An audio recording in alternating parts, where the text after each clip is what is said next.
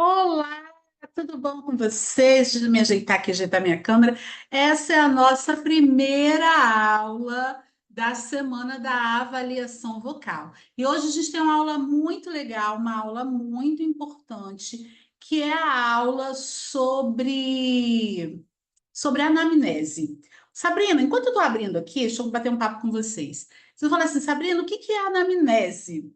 A anamnese é a entrevista que você vai fazer com o seu cantor, tá? É a entrevista que você vai fazer com o seu cantor. Sendo você fonoaudiólogo ou sendo você um professor de canto, é importante este momento, o momento que você recebe o cantor, que você recebe o seu paciente ou o seu aluno, e você vai perguntar várias coisas para ele. O que não pode faltar?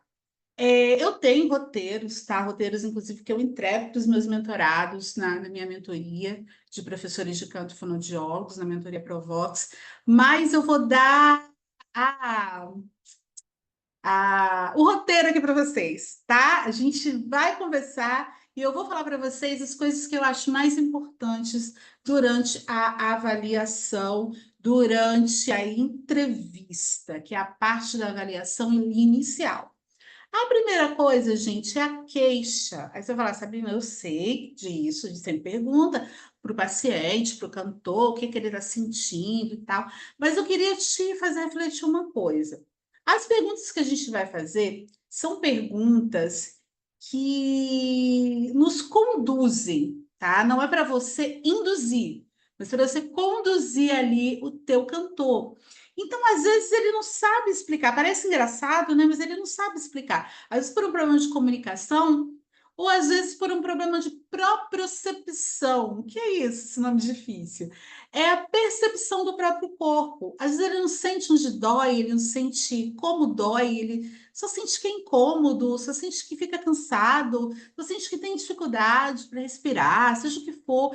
Então, você pode ajudá-lo fazendo perguntas mais específicas. Muitas vezes, o que eles contam é algo técnico. Nos meus agudos, eu não estou conseguindo fazer agudo. Aí você pergunta, como é que saem os seus agudos? O que você sente na hora de fazer os agudos? Aonde dói? Como dói? Ou como incomoda? Aperta? Arde? Então, isso ajuda você a entender. Às vezes ele fala desafina, às vezes ele fala só coisas técnicas mesmo. Que desafina, que afrouxa, que ele termina indo para o falsete e tal. Mas às vezes ele vai falar de queixas físicas mesmo. E aí é importante você contar. Às vezes ele fala que dói aqui, às vezes ele fala que dói lá atrás, sabe? Então você precisa entender o que ele sente, como e quando ele sente, porque às vezes ele vai falar assim: não, eu canto de boa, só que no final eu fico rouco, só que no final eu fico cansado. Então isso é muito importante. E qual o impacto que isso tem na vida dele? Eu já atendi, aí me vem à memória, né, alguns cantores que falaram assim, Sabrina, olha, eu cancelei o ensaio da banda e a gente não vai mais apresentar nada porque enquanto eu não melhorar. Olha só o impacto que tem na vida de uma pessoa, né? Ou então fala assim, olha, teve uma que falou para mim, eu tô quase desistindo. Você é a última, meu último caminho, a última coisa que eu vou tentar, porque senão eu vou parar de cantar. Então, isso é um impacto muito grande na vida da pessoa, né? Então ela fala assim: eu trabalho a semana toda com a voz, dou aula, no final de semana quero cantar, não consigo cantar, não tenho voz, fico rouco. Então, qual o impacto que isso tem na vida dele? Ele vai te contar. A segunda coisa é o sonho dele. Tinha uns errinhos aí de digitação, tá? Mas concentra aqui em mim. Como ele, acabei de ver, aí tem um errinho aqui. Como ele deseja cantar? Isso é muito importante. Qual é o sonho dele? Então, como ele deseja cantar? Você já, na queixa, você vê os problemas, as dificuldades, o que está acontecendo com ele, por que que ele te procurou, o que que ele quer de você, mas ali é onde ele quer chegar. Então, ele vai falar para você que, de repente, ele quer cantar como seu cantor favorito, como está escrito ali. Ou então você pode perguntar onde ele quer cantar. Ele vai falar assim: eu quero cantar na igreja, eu quero cantar no TikTok, quero cantar grupo, eu quero montar uma banda, eu quero cantar no karaokê da minha família, eu quero, sei lá, ir para uma escola de música, e aí tem um vestibular de canto, não sei. Você precisa saber, até para alinhar as expectativas, tá? Porque às vezes ele tem um sonho que está um pouco aquém, tanto da saúde vocal dele quanto da técnica vocal. Então, você vai precisar realinhar. Mas, para isso, você precisa, além de fazer a avaliação toda completa, que a gente vai falar durante a semana, saber aonde ele quer chegar, tá? Porque isso é muito importante. Eu quero cantar na minha igreja. Aí você vai ver que ela já canta na igreja, por exemplo. Não, é porque eu faço back, eu quero ministrar. Então, assim, o sonho é muito importante. E tem gente que tem dificuldade de sonhar, né? O sonho não conta pra gente. Então, é hora de você dar uma apertadinha, tá? E pensar, não, se imagina. Se você pudesse imaginar em qual palco você se imaginaria cantando. Isso é muito importante. Ah, ele não fala nada. Ah, só que eu não canto na igreja, eu quero cantar melhor. Tá. Aí você pergunta a queixa. Ah, assim, assim, assim. Meu Deus. Aí você pergunta, qual é o seu cantor favorito? Ah, meu cantor favorito é o fulano. Isso é beleza. É assim que você quer cantar? É assim que eu quero cantar, o sonho dele. Certo? Às vezes, aí você vai tentar identificar. Se você não conhece, vai ouvir. Às vezes é o mais potente, mais agudo, mais grave, não sei, né? É porque hoje em dia todo mundo quer coisas mais agudas e fortes mesmo, né? Experiência, gente, ninguém chega do zero. Tem até uns marketings, uns nomes legais, né? Ah, vamos cantar do zero, vem, eu sei o que, do zero, zero, mas gente, ninguém vem do zero. Porque não existe um ser humano na face da Terra que não tenha ouvido música, não tenha experimentado música na escola, mesmo que seja de uma forma informal. Era a tia cantando, era a mamãe em casa cantando desde a barriga, botando para dormir, na televisão, num anúncio do, da internet, não lembrar o nome, eu falo Instagram, né? Do YouTube, por exemplo, né? É, gente, não tem como um ser humano não ter tido experiência. Mas nesse momento vai vir tanta riqueza.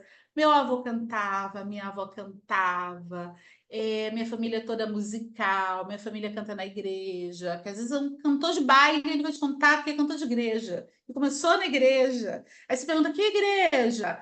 Vai cavucando, cavucando, porque dependendo da igreja, você já vai saber, a pegada dele é mais chã, né? Gente, é muito legal. Pergunta se ele já fez aula de canto, e aí quem foi o professor, qual foi a técnica que ele aprendeu, porque às vezes ele aprendeu uma técnica que não atende o sonho dele, as expectativas dele. Olha como é que tudo vai se amarrando, né? Pergunta se ele já fez fono. Por que que você fez fono? O que que aconteceu? Ah, tinha língua presa. Ah, é porque eu tive nódulo, porque eu tive pólipo, porque eu tive uma fenda. Tratou direito, fez tudo. Às vezes ele quer o professor de canto para poder terminar de tratar aquilo que ele não parou para treinar direito com a fono dele. Às vezes fez a fono, mas voltou os sintomas, porque às vezes se trata o nódulo, a fenda, mas não se trata o comportamento vocal daquele cantor.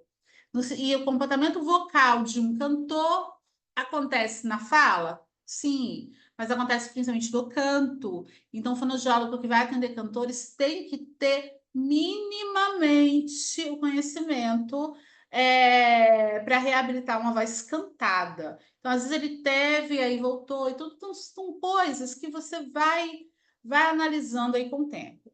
O histórico de problemas vocais, gente. Ele já teve problema vocal antes? Ele já, às vezes, como eu falei, quando ele falar da fono, ele já vai te contar aqui, né? Vai rezar o texto aqui para você, né? Mas você pode perguntar para ele. Aí fala assim: não, teve uma época que eu fiquei meio rouco. Aí eu parei de cantar. E aí depois, quando eu voltei, eu já estava melhor. Eu falei, de repente teve algum problema. E aí o repouso vocal ajudou, voltou a cantar e aí voltou o problema, né? Que é muito recorrente. Reconhecer os padrões de recorrência, coisas que sempre acontecem.